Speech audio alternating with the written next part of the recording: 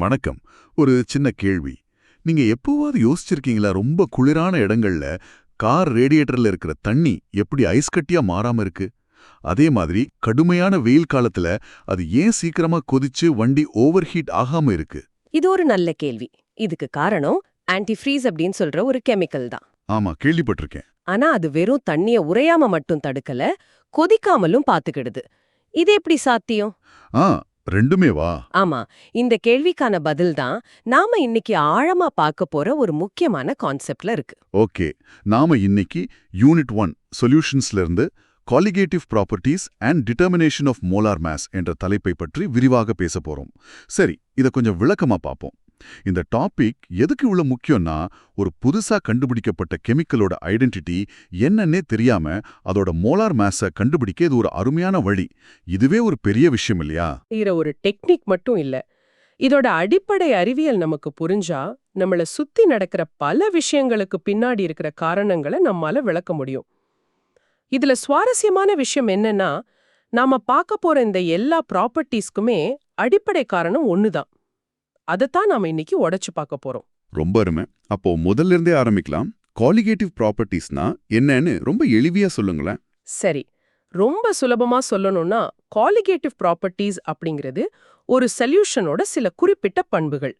இந்த பண்புகள் அந்த சொல்யூஷன்ல கரைஞ்சிருக்கிற சால்யூட் பார்ட்டிகிள்ஸோட எண்ணிக்கையை மட்டும்தான் சார்ந்து இருக்குமே தவிர, அந்த பார்ட்டிகிள்ஸோட தன்மை, அதாவது அது உப்பா, சர்க்கரையா, இல்ல வேற எதுவானாலும். கரெக்ட், அதை சார்ந்து இருக்காது.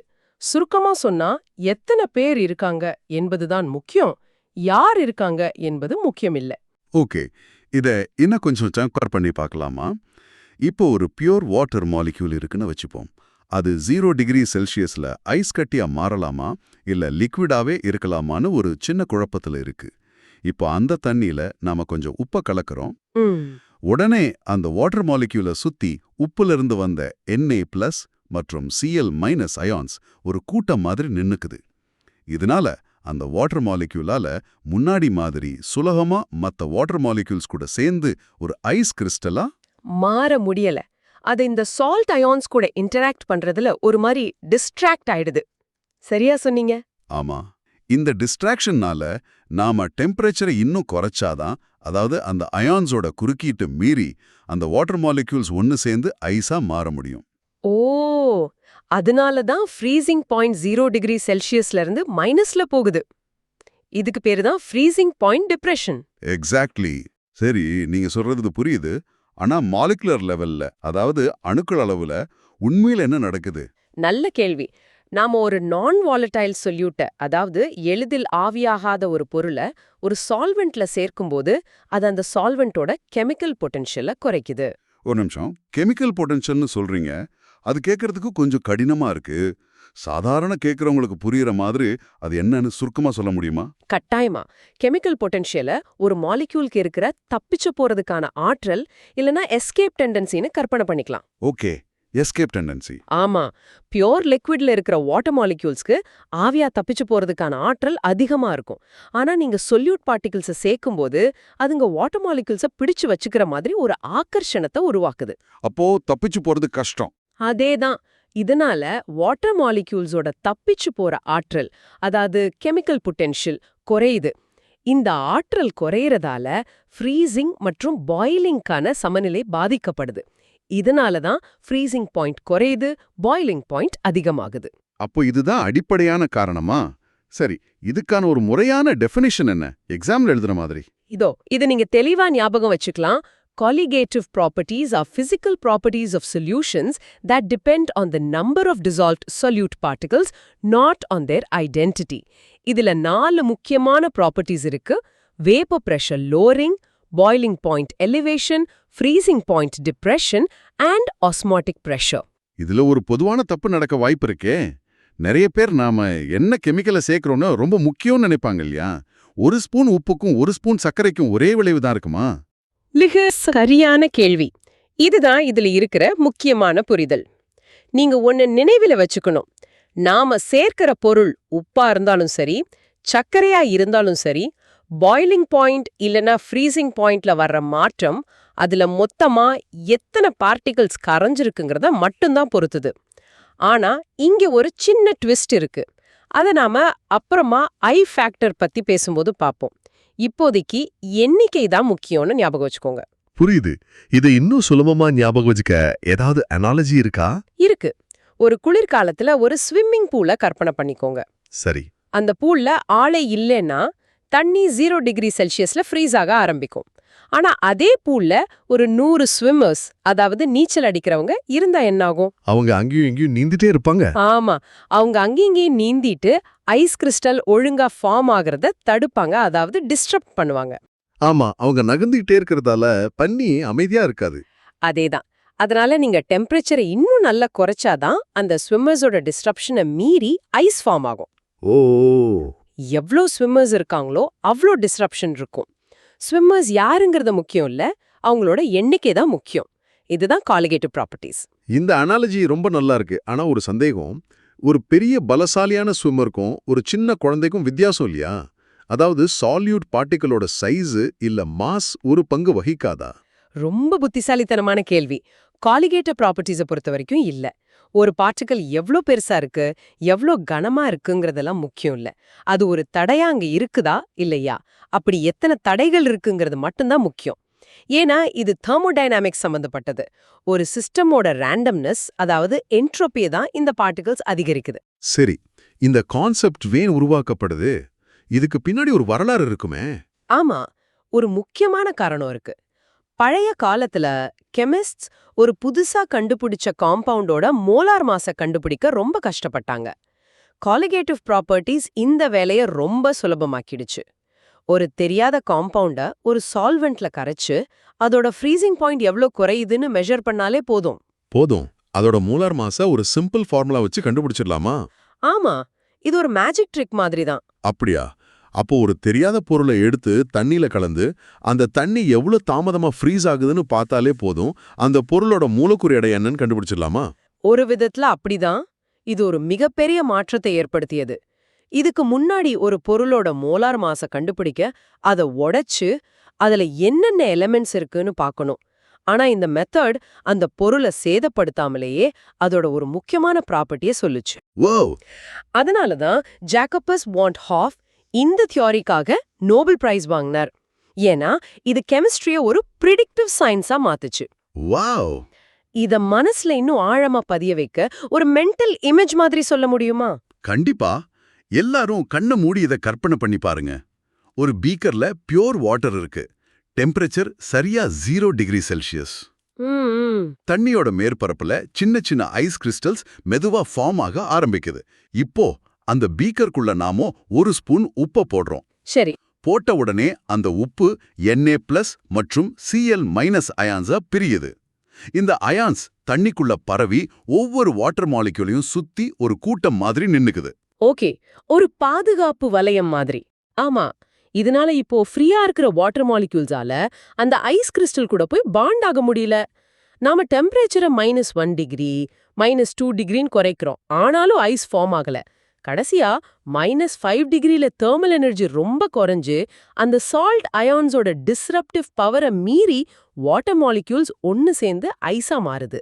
இந்த 0 டிகிரில இருந்து -5 டிகிரிக்கு குறைஞ்சது பாத்தீங்களா? அதுதான் ஃப்ரீசிங் பாயிண்ட் டிப்ரெஷன். ரொம்ப தெளிவா புரியுது. சரி, நம்ம அன்றாட வாழ்க்கையில இதோட அப்ளிகேஷன்ஸ் என்ன? நம்ம லேப்லயே இத பார்க்கலாம். பியூர் வாட்டர் 100 டிகிரிஸ்ல பாயில் ஆகும். ஆனா சால்ட் வாட்டர் பாயில் பண்ணி பாருங்க, அது 101 டிகிரி இல்ல 102 டிகிரில தான் பாயில் ஆகும். ஆமா. அதே மாதிரி நீங்க பனிக்கட்டி மேல உப்பு போட்டா அது உருக ஆரம்பிக்கும். ஏன்னா அந்த சால்ட் சொல்யூஷனோட ஃப்ரீசிங் பாயிண்ட் 0 டிகிரியை விட ரொம்ப கம்மி. அதனாலதான் பனி பிரதேசங்கள்ல ரோட்ல உப்பு போடுறாங்க. சரியா சொன்னீங்க. டெக்னாலஜில இதோட பெரிய அப்ளிகேஷன் நம்ம ஆரம்பத்துல பேசின ஆன்டி ஃப்ரீஸ் தான். கார் ரேடியேட்டர்ஸ்ல இருக்கிற எத்திலின் கிளைகால் தண்ணியோட ஃப்ரீசிங் பாயிண்ட்டை -37 டிகிரி செல்சியஸ் வரைக்கும் குறைக்குது, பாயிலிங் பாயிண்ட்டை 107 டிகிரி செல்சியஸ் வரைக்கும் அதிகரிக்குது. வாவ், ஒரே கெமிக்கல் 2 வேலையும் செய்யுது. ஆமா, இதனால வண்டி எந்த சீசன்லயும் பாதுகாப்பா இருக்கு. இதுல ஒரு விஷயம் எனக்கு கொஞ்சம் முரணா தோணுது.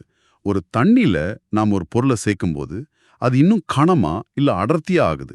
அப்போ அதோட ஃப்ரீசிங் பாயிண்ட் அதிகமாகணும்னு இல்லையா நாம யோசிப்போம். ஆனா எங்க குறையுது? நல்ல பாயிண்ட். யூ மைட் திங்க் ஒரு சொல்யூஷன்ல நிறைய ஸ்டஃப் சேர்த்தா அது இன்னும் ஹெவியர் ஆகி அதோட ஃப்ரீசிங் பாயிண்ட் அதிகமாகும்னு. ஆமா. பட் ஆக்சுவலி அது குறையுது. இதுக்கு காரணம் தெர்மோடைனாமிக்ஸ். சொல்யூட் சேர்க்கும்போது சொல்யூஷனோட என்ட்ராபி, அதாவது ரேண்டம்னஸ் அதிகமாகுது. ஓ, ரேண்டம்னஸ். ஆமா, எந்த ஒரு சிஸ்டமும் எப்பவுமே ஹை என்ட்ரோபி ஸ்டேட்ல, அதாவது ஒரு களைஞ்ச நிலையில இருக்கத்தான் விரும்பும். லிக்விட் ஸ்டேட் வந்து சாலிட் ஸ்டேட்டை விட ரொம்ப ரேண்டமானது. அதனால சால்யூட் சேர்த்த சொல்யூஷன் லிக்விட் ஸ்டேட்ல இருக்கவே முயற்சி பண்ணும். ஃப்ரீசிங்கை தள்ளி போட நாம டெம்பரேச்சரை இன்னும் குறைச்சு அந்த ரேண்டம்னஸை அடக்க வேண்டி இருக்கு. அப்போ இது வெறும் துகள்கள் இடையில் வருவதால் ஏற்படும் ஒரு பிசிக்கல் பிளாக் மட்டும் இல்ல, இது ஒரு அடிப்படை இயற்பியல் விதியால நடக்குது. சரி, இப்போ எக்ஸாம்க்கு தேவையான சில விஷயங்களை தெளிவுபடுத்திக்கலாமா? ஃபார்முலாஸ் மாதிரி. கண்டிப்பா. பாய்லிங் பாயிண்ட் எலிவேஷனுக்கு formula delta T B is equal to K B into M. Delta T B is equal to K B into M. இங்க டெல்டா டிபிங்கிறது பாய்லிங் பாயிண்ட்ல ஏற்படுற அதிகரிப்பு. சரியா? சரி. அதே மாதிரி ஃப்ரீசிங் பாயிண்ட் டிப்ரெஷனுக்கு formula delta T F is equal to K F into M. இங்க டெல்டா டிஎஃப்ங்கிறது ஃப்ரீசிங் பாயிண்ட்ல ஏற்படுற குறைவு. ஓகே, இதுல எம் அப்படிங்கிறது மொலாலிட்டி. ஆமா, மொலாலிட்டி. ஒரு நிமிஷம், பொதுவா நாம கெமிஸ்ட்ரியில மொலாரிட்டி எம் தானே பயன்படுத்துவோம். இங்க ஏன் மொலாலிட்டி எம் பயன்படுத்துறோம்? அதுல என்ன விசேஷம்? இது ஒரு மிக முக்கியமான நுணுக்கம். மொலாரிட்டிங்கிறது moles of solute per litre of solution. சொல்யூஷனோட வால்யூம் டெம்பரேச்சர் மாறும்போது மாறும். ஆமாம், எக்ஸ்பேண்ட் ஆகும் இல்லனா கான்ட்ராக்ட் ஆகும். கரெக்ட். ஆனா மொலாலிட்டிங்கிறது moles of solute per kilogram of solvent. சால்வெண்டோட நிறை டெம்பரேச்சர் மாறினாலும் மாறாது. நாம இங்க டெம்பரேச்சரை மாத்தி பாய்லிங், ஃப்ரீசிங்க பத்தி படிக்கிறதால டெம்பரேச்சரால பாதிக்கப்படாத மொலாலிட்டியை பயன்படுத்துறதுதான் துல்லியமான முடிவுகளை கொடுக்கும். அருமையான விளக்கம். சரி, ஆஸ்மாட்டிக் பிரஷருக்கு என்ன ஃபார்முலா? அதுக்கு பை ஈக்குவல்ஸ் டு IMRT. இங்க பை தான் ஆஸ்மோட்டிக் பிரஷர், ஆர் வந்து கேஸ் கான்ஸ்டன்ட், டி வந்து டெம்பரேச்சர், எம் வந்து மொலாரிட்டி. இதுல ஐயின் ஒரு புது ஃபேக்டர் வருது. வான்ட் ஹாஃப் ஃபேக்டர்னா என்ன? அது ஏன் முக்கியம்? ஆமாம், இதுதான் நாம முன்னாடி பேசின அந்த சின்ன ட்விஸ்ட். குளுக்கோஸ் மாதிரி நான் எலக்ட்ரோலைட்ஸ் தண்ணியில கரையும் போது ஒரே பார்ட்டிக்கலா தான் இருக்கும். அப்போ I is equal to 1. சரி. ஆனா NaCl மாதிரி எலக்ட்ரோலைட்ஸ் தண்ணியில கரையும் போது Na+Cl- னு 2 அயான்ஸா பிரியும். அப்போ ஒரு NaCl மாலிக்யூல் 2 பார்ட்டிகல்ஸோட வேலையை செய்யுது. ஓ, அப்போ NaClக்கு I equal to 2. ஆமா, CaCl2க்கு I is equal to 3. இந்த I ஃபேக்டரை நம்ம கணக்குல எடுக்கலைனா நம்ம மோலார் மாஸ் கால்குலேஷன் தப்பா போயிடும். ஏன்னா காலிகேட்டிவ் ப்ராப்பர்ட்டி மொத்த பார்ட்டிகல்ஸோட எண்ணிக்கையை பொறுத்துது. அப்போ நாம ஒரு ஸ்பூன் உப்பையும் ஒரு ஸ்பூன் சர்க்கரையையும் ஒரே அளவு தண்ணியில போட்டா உப்பு கிட்டத்தட்ட 2 மடங்கு அதிக பாதிப்பை ஏற்படுத்தும். ஏன்னா அது 2 துகள்களா பிரியுது. இப்போ முழு சித்திரமும் எனக்கு தெளிவா தெரியுது. சரியா புரிஞ்சுக்கிட்டீங்க. இந்த ஃபார்முலாஸை பயன்படுத்தி நாம டெல்டா டிஎஃப் இல்லனா டெல்டா டிபியை லேப்ல மெஜர் பண்ணி அதுல இருந்து மொலாலிட்டியை கண்டுபிடிச்சு கடைசியா தெரியாத சால்யூட்டோட மோலார் மாஸை சுலபமா கால்குலேட் பண்ணிடலாம். ரொம்ப நன்றி. அப்போ நாம இன்னைக்கு பேசின விஷயங்களை ஒரு சின்ன தொகுப்பா சொல்லிடலாமா? சொல்லலாமே. முதலாவதா core idea. Colligative properties கரைஞ்சிருக்கிற salute பார்ட்டிகிள்ஸோட எண்ணிக்கையை மட்டும்தான் சார்ந்தது, அதோட ஐடென்டிட்டியை சார்ந்ததல்ல. கரெக்ட். இரண்டாவதா, இதை ஞாபகம் வச்சுக்க ஒரு நல்ல வழி crowded swimming pool analogy. Swimmers ice உருவாகிறத தடுப்பாங்க, அவங்க எண்ணிக்கை தான் முக்கியம், அவங்க யாருங்கிறது முக்கியம் இல்ல. மூன்றாவதா, இதோட சக்தி வாய்ந்த நிஜ வாழ்க்கை உதாரணம் கார்கள்ல இருக்கிற ஆன்டி ஃப்ரீஸ். அது ஃப்ரீசிங் பாயிண்ட்டை குறைக்குது, பாய்லிங் பாயிண்ட்டை அதிகரிக்குது. ஆமா. கடைசியா, பாய்லிங் பாயிண்ட் எப்பவும் U ஆகும், எலிவேஷன். ஃப்ரீசிங் பாயிண்ட் எப்பவும் டவுன் ஆகும், டிப்ரெஷன். இந்த மாற்றங்களை பயன்படுத்தி தெரியாத பொருட்களோட மோலார் மாஸை கண்டுபிடிக்கிறது தான் இதோட முக்கியமான பயன்பாடு. மிக சரியான தொகுப்பு. நாம இன்னைக்கு காலிகேட்டிவ் ப்ராப்பர்ட்டிஸ லேப்லயும் கார்லயும் பயன்படுதுன்னு பார்த்தோம். ஆனா நீங்க யோசிக்க வேண்டிய ஒரு விஷயம் இருக்கு. சொல்லுங்க. நம்ம உடம்புல இருக்கிற ஒவ்வொரு செல்லும் ஒரு சின்ன சொல்யூஷன் இருக்கிற ஒரு பை மாதிரி தான். இதே ப்ராப்பர்ட்டிஸ், குறிப்பா ஆஸ்மாட்டிக் பிரஷர், நம்ம செல்ல வாழ்வையும் சாவையும் எப்படி தீர்மானிக்குது? ஓ, அந்த பேலன்ஸ் கொஞ்சம் தவறுனா ஒரு செல்லுக்கு என்ன ஆகும்? இத பத்தி யோசிச்சு பாருங்க. இது உயிரியலுக்கும் வேதியியலுக்கும் உள்ள ஒரு ஆழமான தொடர்பு.